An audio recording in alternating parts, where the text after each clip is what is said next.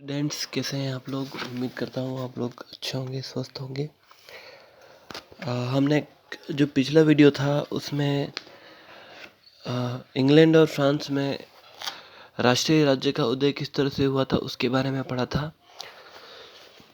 अब हम जो पढ़ने जा रहे हैं वो रूस का जो राष्ट्रीय राज्य है उसका उदय, उसके बारे में पढ़ने जा रहे हैं। आज जो हमारा पावर पॉइंट्स का जो नोट्स एक्सप्लेनेशन का है वीडियो, वो रहेगा रूस और प्रशा के राष्ट्रीय राज्यों के बारे में। तो हम रूस के बारे में बात कर लेते हैं। जो यूरोपीय महाद्वीप का जो सबसे बड़ा देश है क्षेत्रफल की दृष्टि से, वो रूस है। और इसमें 6वीं और 7वीं शताब्दी में स्लाव कबीलों के बहुत सारे प्रमुख केंद्र थे जो कि रजवाड़ों से मिलते जुलते थे। इसके बाद 9वीं सदी के अंत में एक राजा हुआ था ओलेग। उसके काल में ये जो रजवाड़े थे कौवे और नौगोरिद के, वो जो रजवाड़े थे वो संयुक्त हो गए। अब धीरे धीरे धीरे धीरे धीरे क्या हुआ कि इसमें जो बाकी के जो रजवाड़े थे वो भी मिलते गए।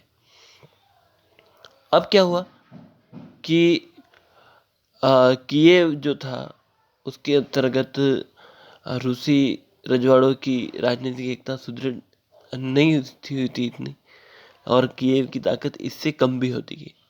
लेकिन उसका जो अधीनस्थ था व्लादिमीर राज्य, उसकी ताकत बढ़ती गई। तो सोवियत राज्य की जो भावी राजधानी मॉस्को थी वो इसी राज्य के प्रदेश में थी। ठीक है। अब क्या हुआ कि 13वीं शताब्दी में मंगोलों ने चंगेज खां के नेतृत्व में आक्रमण किया रूस पर। उसके बाद पश्चिम में यहाँ पर मंगोलों ने रूसियों को बहुत बुरी तरह से पराजित किया। इसके बाद चंगेज खां की मृत्यु हो गई, लेकिन उसका जो लड़का था ओगदेई, उसने अपना विजय अभियान जारी रखा। इसके बाद उसका जो ओगदेई का भतीजा था, उसने अपने भतीजे बातू खां को यूरोप जीतने के लिए भेजा और उसको बड़ी सफलता भी मिली। उसने रूस के जो सभी बड़े बड़े जो रजवाड़े थे, छोटी छोटी रियासतें, उनको परास्त कर दी, उनको अधीनता भी स्वीकार करवाई।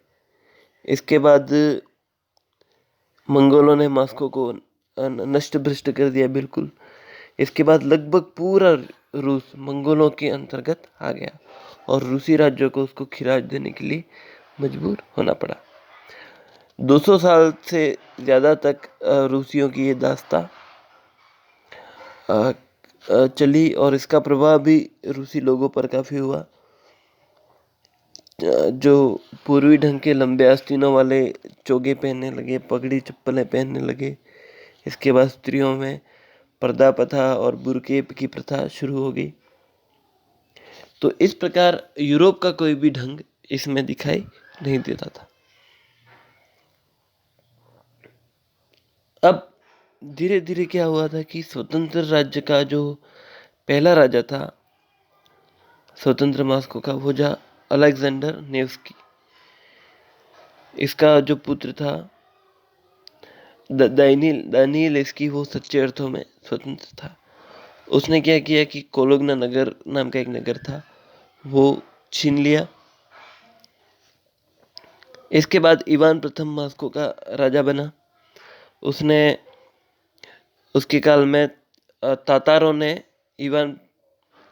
ने त्वेर के राजा के स्थान पर इवान प्रथम को रूस का महाराजा नियुक्त किया। इसके बाद इवान ने छोटे छोटे राजाओं को परास्त किया और अपने राज्य को बढ़ाया और मॉस्को भी एक समृद्ध राज्य बन गया। इसके बाद 1380 ईस्वी में तातार एक था ममाई खां, उसने आक्रमण किया, लेकिन उसके उस आक्रमण में उसको पराजित होना पड़ा। इसके बाद जो कुलिकोवो नाम की जो विजय हुई थी, वो जो स्थान पर विजय हुई थी, तातार जहाँ परास्त हुए थे, वहाँ पर विजय के बाद मॉस्को के जो राजा थे उन्होंने सोचा क्यों ना हम एक केंद्रीकृत सत्ता की स्थापना करें जिसमें एक राजा हो।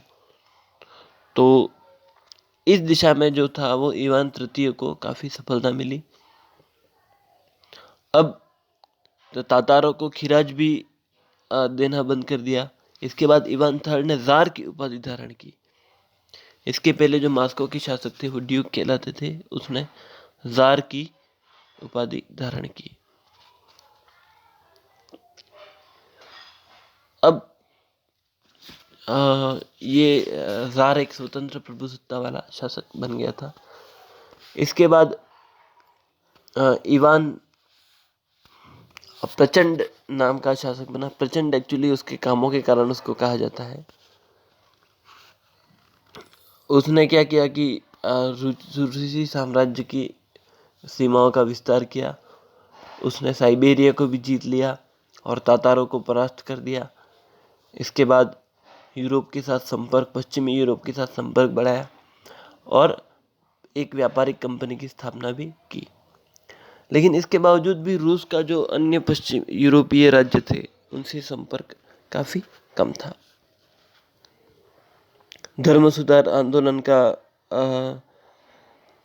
भी काफी ज्यादा प्रभाव नहीं पड़ा और यहाँ पर औद्योगिक विकास का भी विकास नहीं हो पाया था, इसलिए काफी पिछड़ा राज्य था।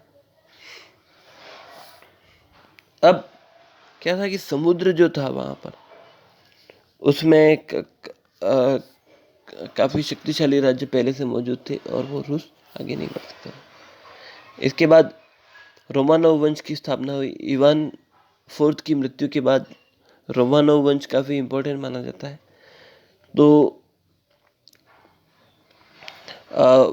रोमानोव ये इवान चतुर्थ के बाद पोलैंड, वहाँ पर कोई उसका योग्य उत्तराधिकारी नहीं हुआ और रूस में गृह युद्ध छिड़ गया। इसके बाद इसका अवसर का लाभ उठाते हुए पोलैंड और स्वीडन ने आक्रमण कर दिया और काफ़ी क्षेत्रों पर अधिकार भी कर दिया। तो रूसी सामंतों ने क्या किया कि समस्या को हल करने के लिए एक सभा का आयोजन किया और माइकल रोमानोव को रूस का नया ज़ार निर्वाचित किया। इससे ये वंश रोमानोव वंश कहलाया। इसके बाद इसने काफ़ी अच्छे कार्य किए। माइकल की मृत्यु के बाद उसने स्वीडन को परास्त भी कर लिया। इसके बाद माइकल की मृत्यु के बाद उसका पुत्र जो था अलेक्सिस, उसने काफ़ी टाइम तक शासन किया। उसने पोलैंड और यूक्रेन को अलग करवा दिया। तो इसके बाद अलेक्सिस की मृत्यु के बाद पीटर, उसका छोटा भाई था, वो शासक बना, जिसको पीटर महान कहा जाता है। उसको आधुनिक रूस का निर्माता भी कहा जाता है। तो पीटर महान के बारे में पढ़ लेते हैं।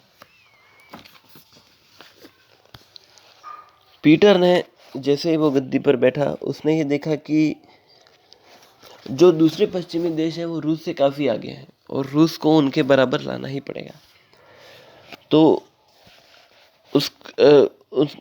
उन देशों को रूस को पश्चिमी देशों के एक समकक्ष लाने के लिए रूसी प्रशासन तंत्र का पुनर्गठन करना आवश्यक है और औद्योगिक विकास करना भी आवश्यक है। अब क्या था कि दूसरा ये था और कि व्यापारिक संबंध भी आवश्यक है। अब रूसी राज्य क्या था कि चारों ओर स्थल से घिरा रहता था और उनके पास केवल एक बंदरगाह था जो आर्केजल नाम का, वो केवल साल में 3 महीने ही खुलता था। तो इसलिए पीटर का जो कहना था कि कहीं से एक ऐसा बंदरगाह खुल जाए कि जिससे व्यापार पश्चिम के साथ स्वतंत्रता पूर्वक व्यापार हो सके। तो पीटर का जो प्रमुख उद्देश्य था वो जिसको कहा जाता है खुली खिड़की, अर्थात समुद्र तट प्राप्त करना था। अब क्या हुआ कि 1697 ईस्वी में क्या हुआ कि स्वीडन का शासक चार्ल्स 11 मर गया। इसके बाद चार्ल्स 12 बैठा।